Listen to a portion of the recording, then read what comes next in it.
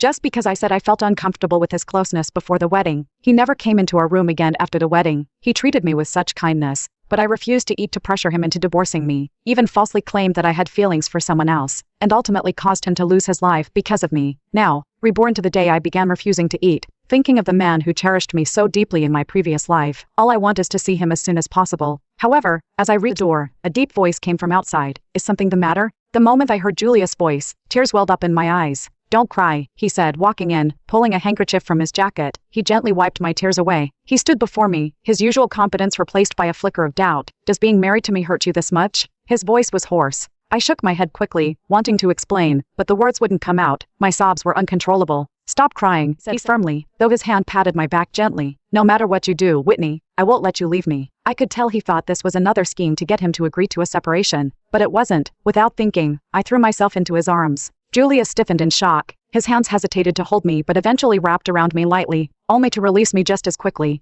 I don't want to separate anymore, I whispered into his heart, my voice muffled and unsure. His entire body froze. Say that again? I don't want to leave you, I repeated, looking up at him with what I hoped was sincerity in my eyes. He studied me for what felt like forever. His voice trembled slightly as he finally spoke. Whitney, if you're not being truthful, you'd better be prepared to live with this lie forever. I'm not lying, Julius, I said firmly. I mean it, I don't want to leave you. He narrowed his eyes, scanning my face for any sign of deceit. What do you want? I wanted to shake him. Why couldn't he just believe me? Instead, I stepped forward, grabbed his tie, and pulled him down so we were eye to eye. His expression was guarded, but he bent forward anyway. Before he could say a word, I kissed him, a soft, fleeting touch on his lips. That's what I want, I said softly. Can you understand that? He stared at me, completely stunned. I just want to stay by your side, I added, every word heartfelt. It took him a moment to respond. Not enough, he finally said, his voice gravelly. What? If you think you fool me into letting my guard down, that's not enough to convince me. I almost laughed at the absurdity of it. This man, this stubborn, guarded man. Instead of arguing, I leaned closer to say more, but before I could, he kissed me again. When he pulled away, he said, that's the minimum if you want me to believe you. I sighed. He really didn't know how to handle the idea of me staying. I reached for his hand again, gripping it tightly. Julius, I mean it. I just want to be with you. His gaze softened slightly, but he still seemed unsure. Finally, he said, let's go downstairs. You haven't eaten. The mention of food made me realize just how hungry I was. My stomach growled in agreement.